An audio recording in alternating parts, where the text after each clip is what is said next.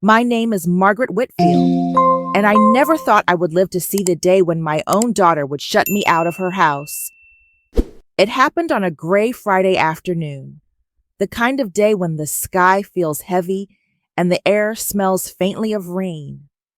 Laura called me while I was sitting at the kitchen table, my cane leaning against the chair, a reminder of the knee surgery I had gone through just a few months earlier.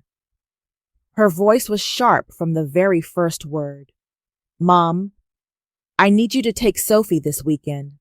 Mark and I have plans, and you know how hard it is for us to find a sitter." I pressed the phone tighter against my ear. My heart ached because I adored my granddaughter, but I also knew I had an appointment with my orthopedic surgeon early the next morning. It wasn't optional. My body was still stiff, and every step reminded me that I was 74 years old, not the tireless woman I once had been. "Laura," I said carefully, "I can't do it this weekend. I have a doctor's appointment, and I need to take care of myself for once." There was a long, stunned pause on the other end of the line. Then came the storm. "You're unbelievable," she snapped. "After everything I've done, after all the help you give Rachel, you can't be there for your own family? We can never count on you." Her words sliced through me like broken glass.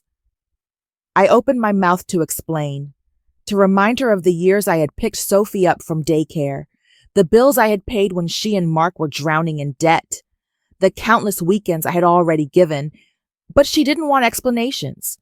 She wanted obedience. I hung up shaking, thinking it was just another one of those tense calls mothers and daughters sometimes have. But an hour later, when I drove over to her house, hoping to smooth things over, my key didn't fit. The lock had been changed. A text buzzed on my phone just as I tried the handle again. "Don't bother coming anymore. We'll manage without you." I stood on her porch, rain beginning to patter against my shoulders, staring at the door that used to open so easily for me. My hands trembled, not from the cold, but from the betrayal sinking into my bones. In that moment, something inside me cracked. I wasn't just locked out of her house. I was locked out of my own daughter's heart.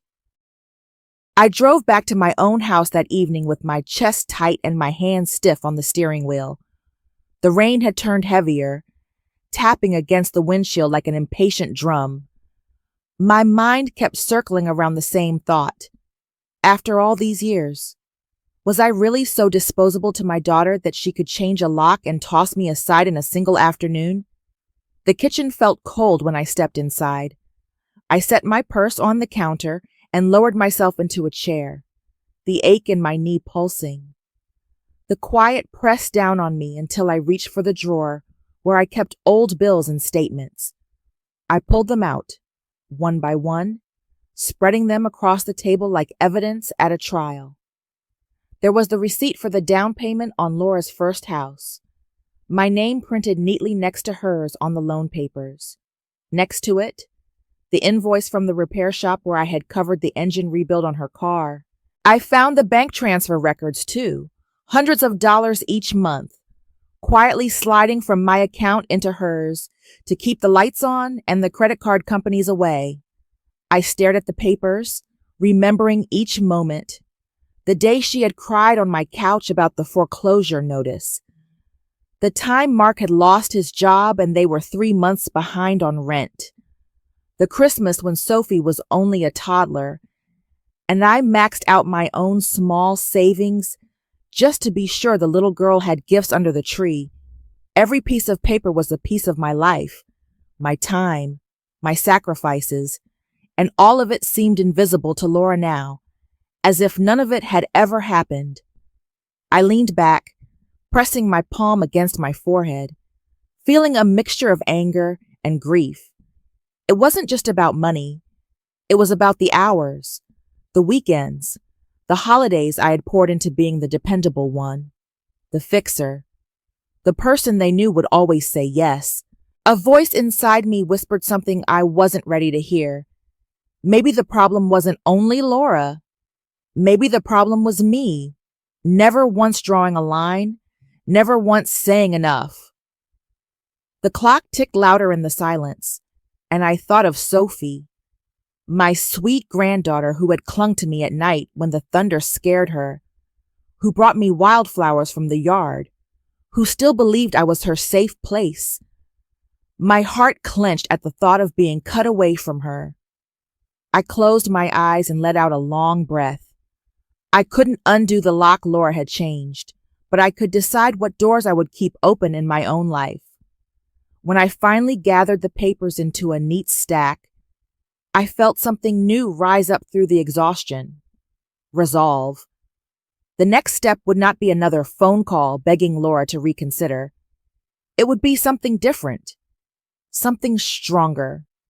By Tuesday morning, I had made up my mind. The stack of papers was still sitting on my kitchen counter, a silent witness to all the years I had given without question. I tucked them into a folder, pressed the folder against my chest, and drove into town. My knee still ached, but my heart ached more, and that was what carried me through the glass doors of Halpern and Green, attorneys at law. The receptionist greeted me with a polite smile, then disappeared down the hall. Moments later, Mr. Halpern stepped into the waiting area, his gray hair neatly combed, his glasses perched low on his nose. He had handled my husband's will years ago, and he had always spoken to me with patience, never condescension. That was why I had chosen him again. We sat across from each other at a polished oak table. I spread out the documents like a deck of cards. "Margaret," he said gently, "what brings you in today?" I swallowed hard. "I need to make some changes. I want to revoke the power of attorney I gave to my daughter, and I need to update my will, effective immediately." His brows rose, but he didn't press me for gossip. Instead, he nodded, as though he had heard similar stories before. "All right, we can take care of that today. Do you know how you'd like your estate directed instead?" "Yes," I said, my voice steadier than I expected. "I want everything to go to my niece, Rachel, in Oregon. She's been nothing but kind to me. And I want it written clearly that Laura has no authority over my finances from this day forward." He adjusted his glasses and began typing. The rhythmic clack of the keyboard filled the room. I stared at the papers forming in front of him, the official language that would undo years of assumption, that my money, my home, my future belonged to my daughter by default. When the documents were ready, he slid them across the table. I read every word, tracing the lines with my finger. My pulse thudded in my ears. It felt almost like betrayal, but it also felt like freedom. I picked up the pen. My hand shook slightly, but I steadied it. With one firm stroke after another, I signed my name. The moment the pen left the page, a wave of calm washed over me. I wasn't powerless anymore. I wasn't the woman who always said yes just to keep the peace. Mr. Halpern gathered the papers, slid them into a neat file, and looked at me over his glasses. "You've made a hard choice," he said, "but a necessary one." I nodded, folding my hands in my lap. It was time. When I left his office, the winter air was sharp against my face, but I breathed it in deeply. For the first time in years, I felt like I was standing upright, even with the cane in my hand. The next step, I knew, was waiting for me at the bank. The following morning, I drove to the bank with my folder still tucked under my arm like a shield. The lobby smelled faintly of coffee and disinfectant, and the soft hum of the heating system filled the air. A young teller directed me to an office at the back, where the branch manager, Ms. Carver, rose from behind her desk to shake my hand. Her grip was firm, respectful. "Mrs. Whitfield, How can we help you today? I lowered myself into the chair across from her. I need to stop the recurring transfers from my account to my daughter's, effective immediately, and I want to make sure she no longer has any access or authority over my finances. Miss Carver tapped on her keyboard, her eyes moving quickly across the screen. I see the transfers here. Several $100s every month for the past few years. Are you sure you want to cancel these? Yes, I said, my voice stronger than I felt. I'm certain. She nodded and clicked through the system. All right, that's done, and I'll update the access settings. Your daughter will no longer be able to view or make changes to your accounts. I exhaled slowly, my shoulders sinking against the chair. It felt like cutting a cord that had been wrapped too tightly around my chest, but the relief didn't last long. As I stepped out of the bank, my phone began to buzz.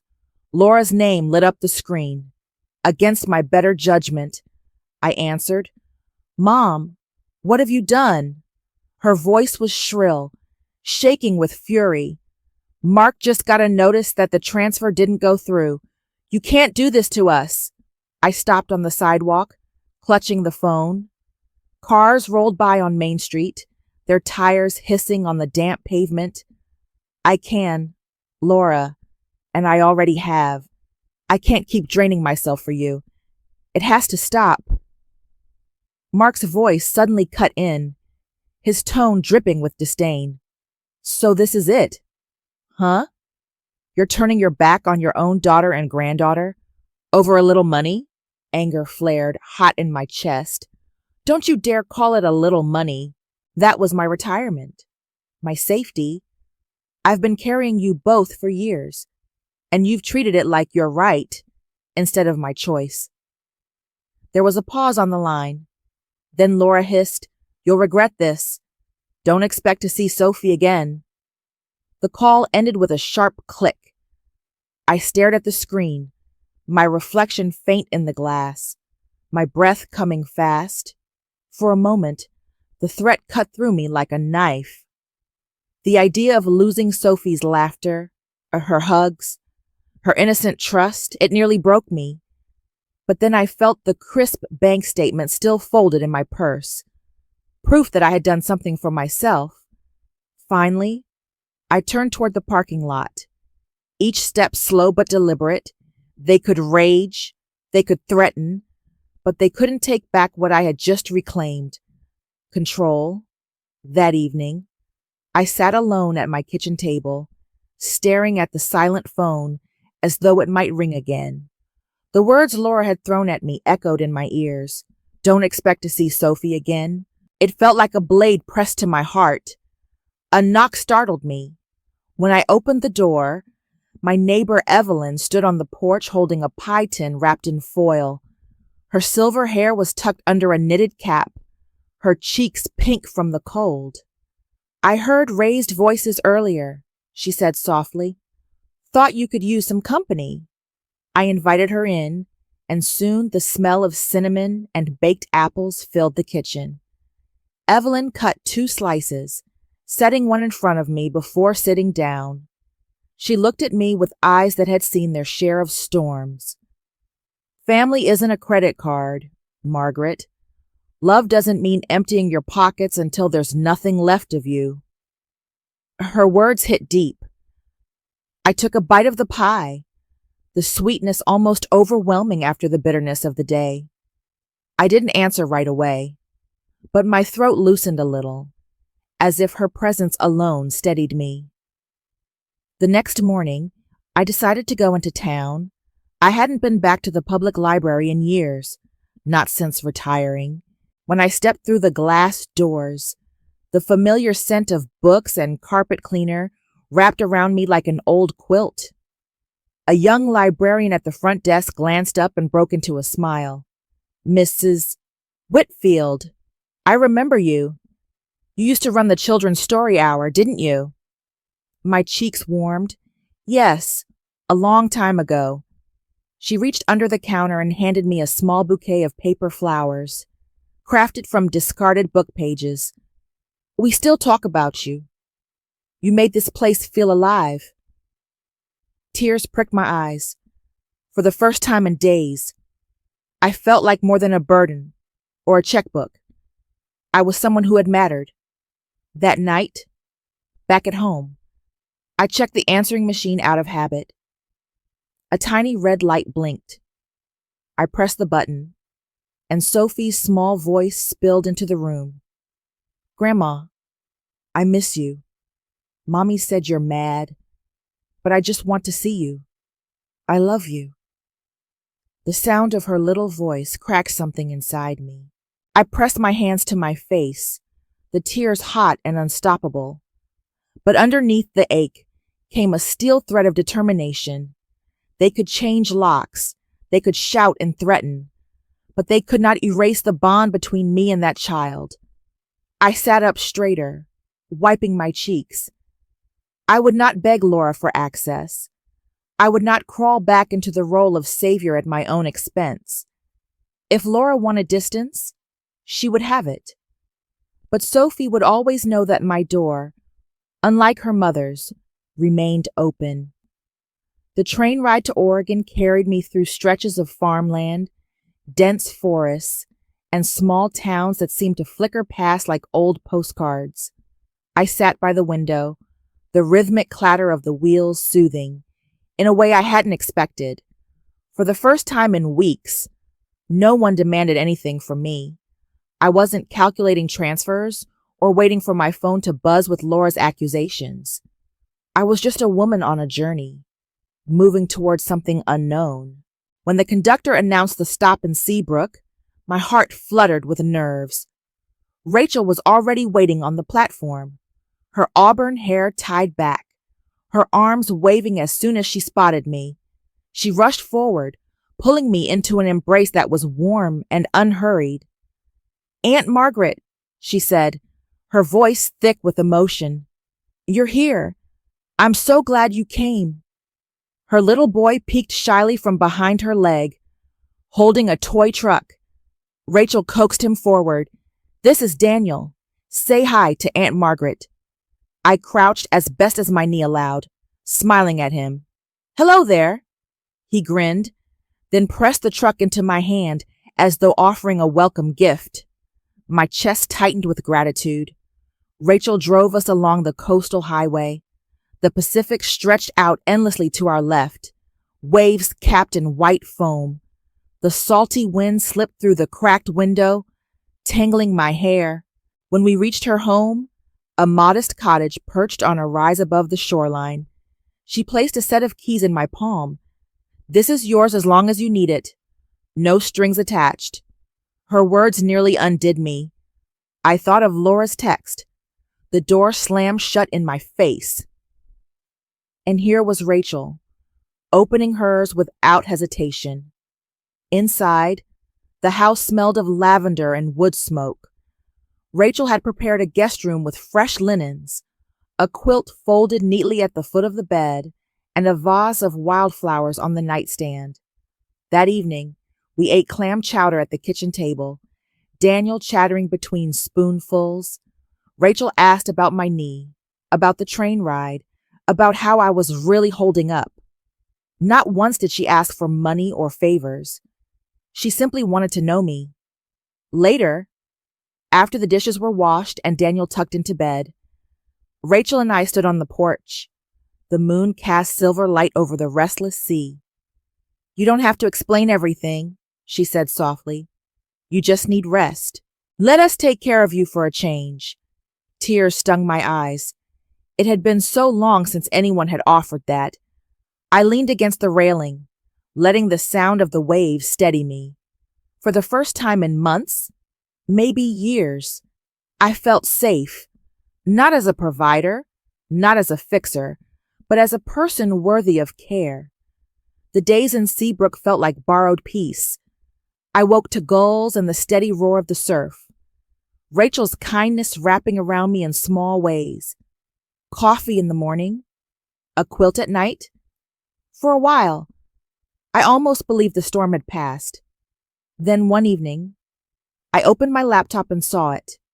An email from Laura. The subject line read, "Unbelievable." Her words poured across the screen like venom. She accused me of betrayal, of cutting her off to punish her, of choosing Rachel over my own family. Worst of all, she warned that Sophie would grow up knowing her grandmother had abandoned her. I shut the laptop, my hands trembling. For a moment, the old reflex tugged at me, to apologize, to fold just to stop the ache. But then I remembered the quiet mornings here, the way Rachel had looked at me with simple respect. When I opened the computer again, I didn't answer her anger with excuses. I typed a short reply. "Laura, I will always love you, but love is not surrender. I won't be drained anymore. When you can respect me as both your mother and a person, my door will be open. Until then, I will care for myself." That was all. No defense, no pleading. I pressed send, and with it, a weight lifted from my chest. I stepped outside onto the porch, the ocean rumbling in the dark. For the first time in years, I felt I had spoken in my own voice. Whatever Laura chose next, I knew I had finally chosen me. Returning home from Oregon, the house felt strangely alive, though nothing had changed. I unpacked slowly, placing Rachel's pressed flowers on the mantel as a quiet reminder that I wasn't alone. Days passed in silence, until one Saturday the doorbell rang. Through the peephole, I saw Laura and Sophie.